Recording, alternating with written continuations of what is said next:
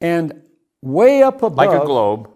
Huh? Yeah, like a globe. Like a globe, literally. It was round. And I look off kind of to the right, up the North Sea, and I didn't even know where it was geographically. But you're looking to the west, towards the United States? No, at this point, my attention is drawn way up above Finland, and I didn't know it was Finland and Iceland. So and you're that looking way up in to the there. north.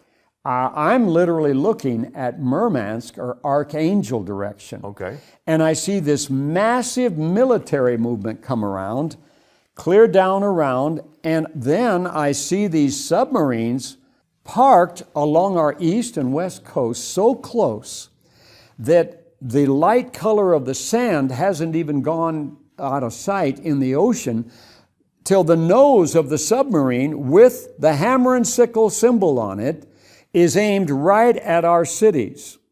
I saw them right, the first one I saw was right down below, aimed right at New York City. Then I see them on down around, and then I look across, and they're all around the United States, across the Northwest and all the way down toward Florida. And I'm saying, oh, dear Lord. And then such alarm went off in me. And I start seeing these, I thought they were radio towers. Now remember, this is December 14th now, 1986.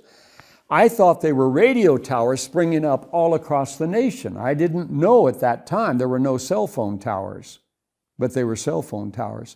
And they were springing up all across the nation. And they're up, and all of a sudden I see da-da-da-da-da, like dotted lines going off. That's why I thought they were radio signals. Right, that was like the old RKO radio introduction where they would show the radio tower and the like. Exactly, RKO, zigzags, black and white yes. picture. And I see all of a sudden, I see the dotted lines sprinkling to the ground like dust. And in my engineering mind, I thought, oh no, there's only one thing that can do that, EMF. And such alarm came off at me. And then it was like I was aware, because I had seen the submarines parked. I cried out and I said, oh God, they won't even know what hit them. There's no alarm's going to go off. And then I saw this missile come out of that submarine right over New York City, and I watched before my eyes New York City turned to dust. It took out New York City, the whole city. And then I see another explosion clear over towards Seattle, Bellevue, up in that area. And then I see on down towards San Francisco, and I see 3 of them along California, all the way towards San Diego. And then I look and I see toward Tampa, Florida, between Miami and Tampa. And then another one up, and then the one in New York City. But the first one was hit was New York City. That was the first one taken out. And then I'm standing there, and I'm looking out over the island of Anglesey again. And I'm in shock, because I'm thinking, what was that? And then I turn and look off of the tower at British warships that are literally there. This wasn't vision anymore. And I see these British warships, and I thought, well, if something like that happened in the United States, thinking about, are you willing to lay your wife and children on the altar? If this literally happened, they'll know. No alarms are going off in the British warships. No sirens are going off in the town of Carnarvon. And I'm standing and I'm watching the city and the warships. No cars are heading out there real fast. No one's running across the gangplanks to get onto the boats. And I'm thinking, no, this could not be happening now, or they would know it, something of that magnitude. And so I utter these words standing there, and these were the words I said. I'll never forget it. I said, oh, Father in heaven, if this is not happening right now, then what will be the sign of it and of its time?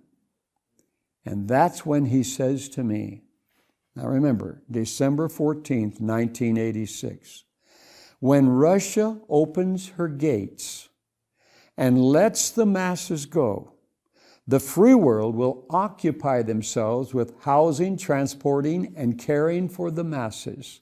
will begin crying peace and safety, letting down their weapons, and that's when it will happen. So now where are we in that?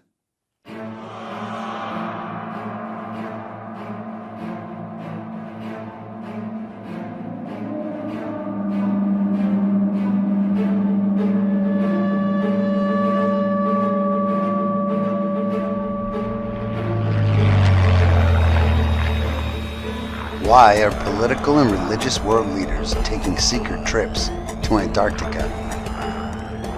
Who or what are they going down there to see?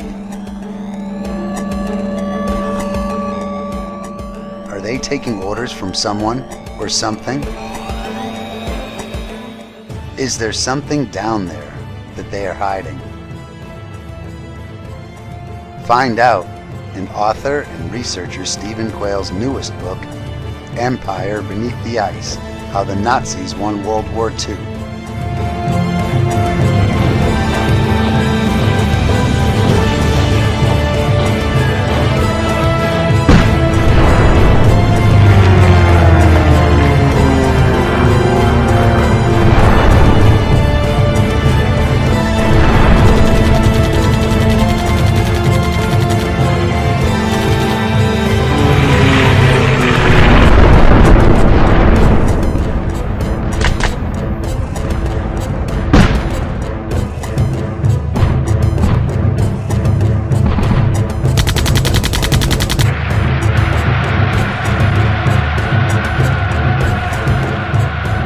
In this book, you will discover how suppressed evidence proves Adolf Hitler did not die before Germany's surrender and how he eluded capture. How Nazi SS, scientists, soldiers, and Hitler escaped and went on to create colonies across the globe where they have continued their monstrous research to this very day. Empire Beneath the Ice reveals how in 1947, Admiral Richard E. Byrd warned that the U.S. must adopt strategic measures to defend against an invasion by high-tech aircraft from the polar regions. Admiral, an expedition to which I believe you're the advisor is now en route. What is that expedition doing? Well, that's the icebreaker Etka, and it's a reconnaissance expedition. It's going down to the South Pole area to make certain observations and to look for some bases. Admiral Byrd notoriously stated that the time has ended when we were able to take refuge in our isolation and rely on the certainty that the distances, the oceans, and the poles were a guarantee of safety. In his research, Steve Quayle will show you how using advanced technology, Nazi saucers defeated the U.S. military long after World War II had ended.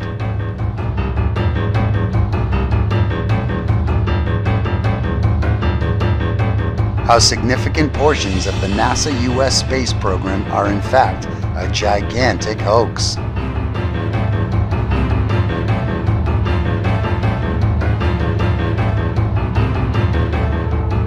How starting in the 1940s and continuing all the way through till today, UFOs have appeared globally and are still most likely flown by Nazi pilots.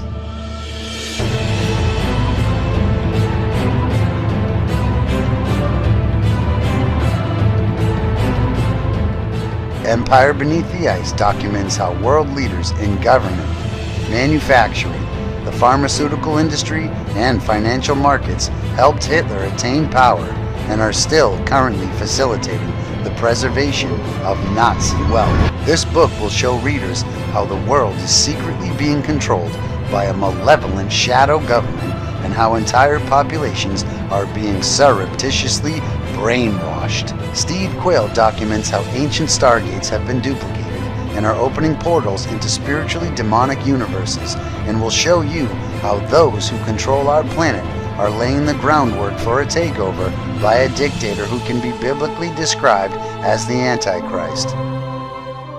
We have before us the opportunity to forge for ourselves and for future generations a new world order, a world where the rule of law, not the law of the jungle governs the conduct of nations. When we are successful, and we will be, and we will be. Be still and know that I am God. I will be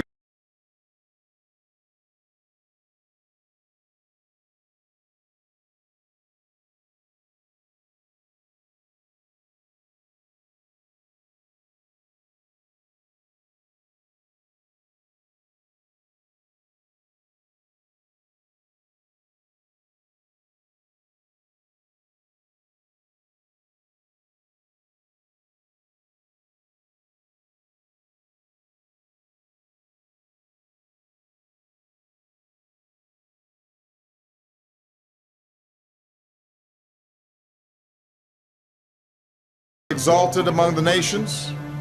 I will be exalted in the earth. Empire Beneath the Ice exposes the dangers our world faces today and arms you with the tools you will need to protect your family and survive these unspeakable secret evils. Don't wait until it's too late. Visit stevequayle.com to get your copy today.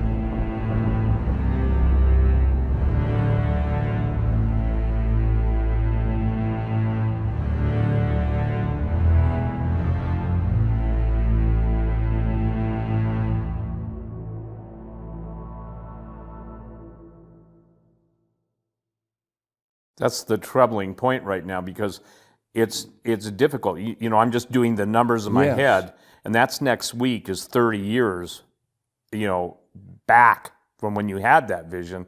And when prior to the Trump election, you know, or the Next president-elect, week. That it's is next week. But even more importantly than that, what most people don't know is simply this, that we literally went to defense condition 2. You go to 1, it's a launch. We came so close. That's when there were Russian bombers, Russian fighters. That's when there were incidents that most people are not allowed to know. All we hear is they're just All we kinda hear is harassing. basically nothing but propaganda.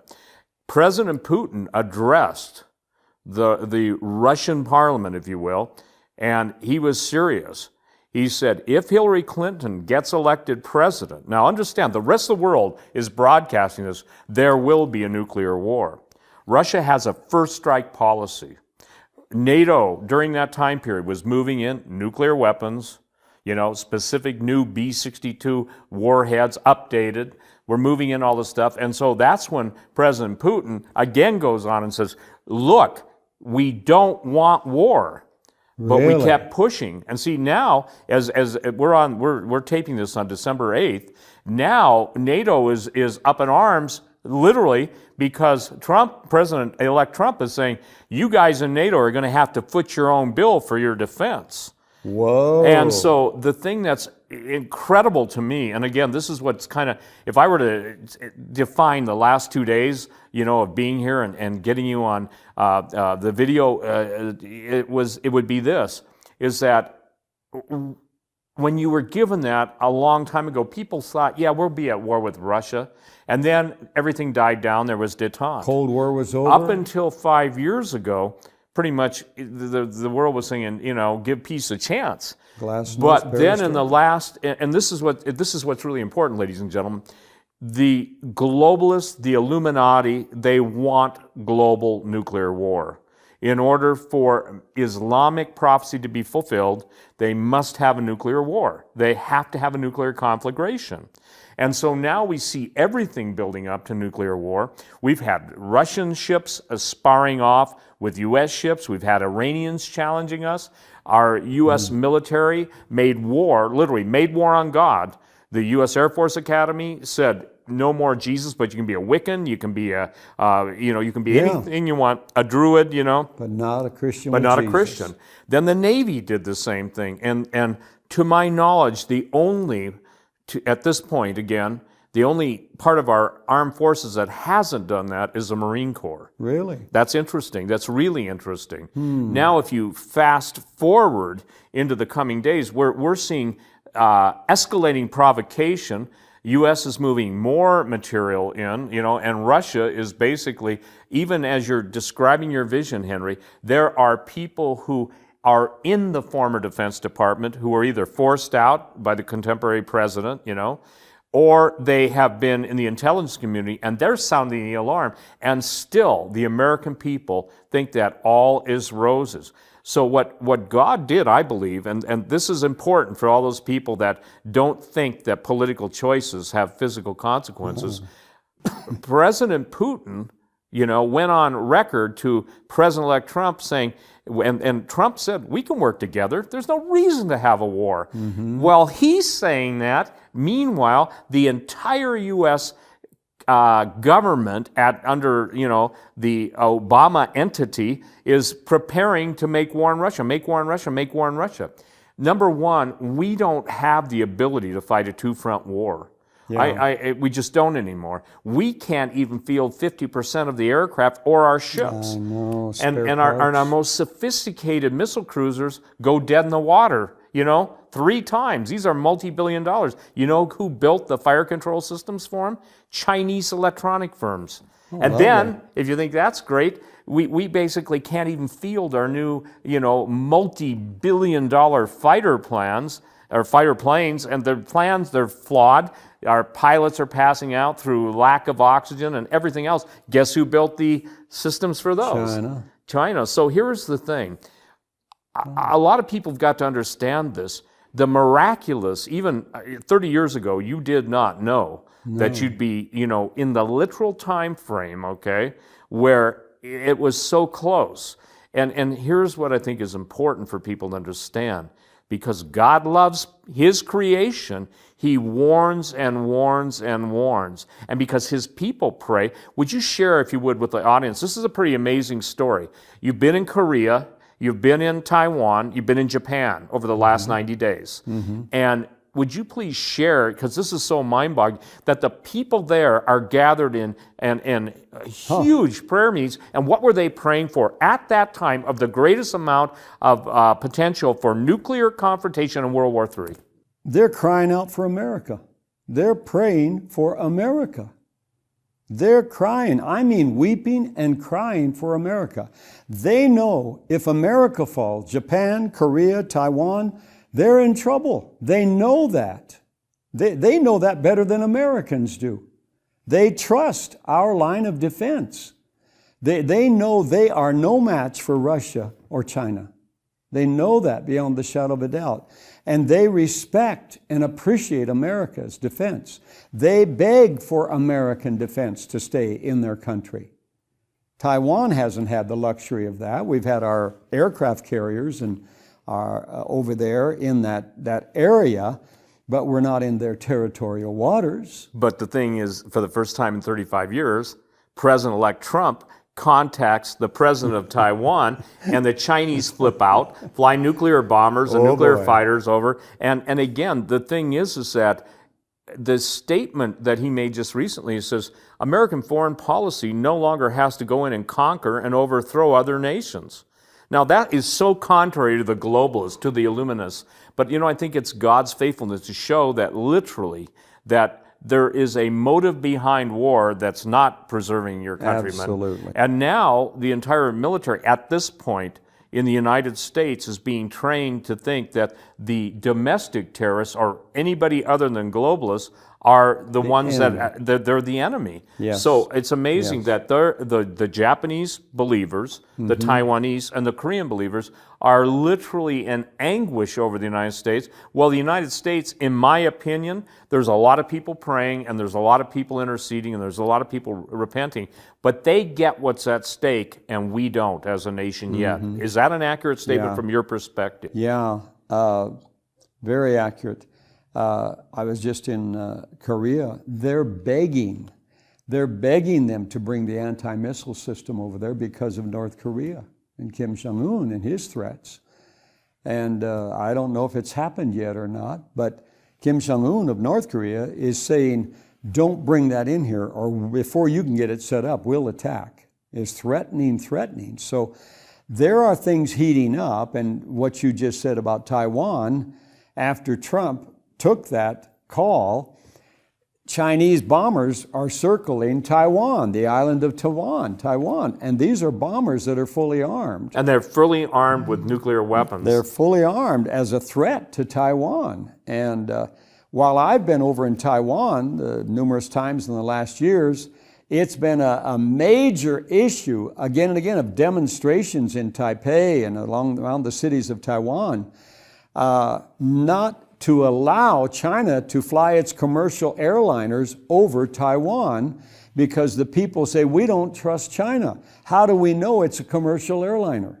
It can radio in and say, you know, commercial airliner flight number such and such, we're in your airspace, you know. But how do we know they're telling the truth, that they're not coming in with bombers? We don't know.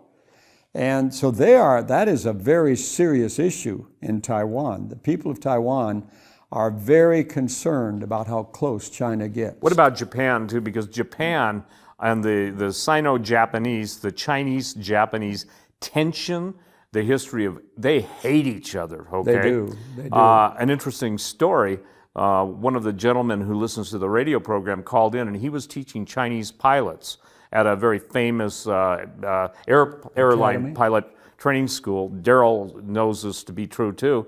And he said, to a man, he asked the question one time, this is 200 pilots, he said, what's going to happen between China and Japan? Can you guys not get along? This is the, you know, American, and he said, to a man, every Chinese stood up, spoke contemptuously, and said, we will crush them.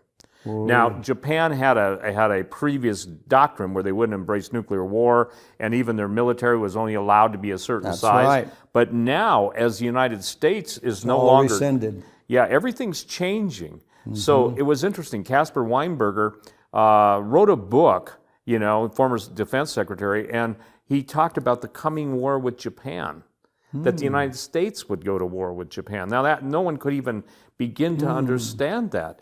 But as we're here, again, in Bozeman, Montana, December 8th, 2016, 6 days away from the time you were in Carnarvon Castle getting this, the whole world's being rearranged. And it's being rearranged not in more of a peaceful manner, but first of all, we're watching Western Europe fall. We're watching France is no longer France. Germany is no longer Germany. I mean, they can claim that they still have the name, but what's amazing is the U.S. foreign policy when Gaddafi was murdered, and he was murdered, open, and by the way, that's an international crime to go out and kill the head of a company or a country, and the former lady running for the president basically said, we came, what was it? We saw, we came, we killed him, or something like that, trying to quote a Roman general. But the point being is that Gaddafi, prior to that time, said, if you take me out, Europe will fall, and you will no longer have your heritage.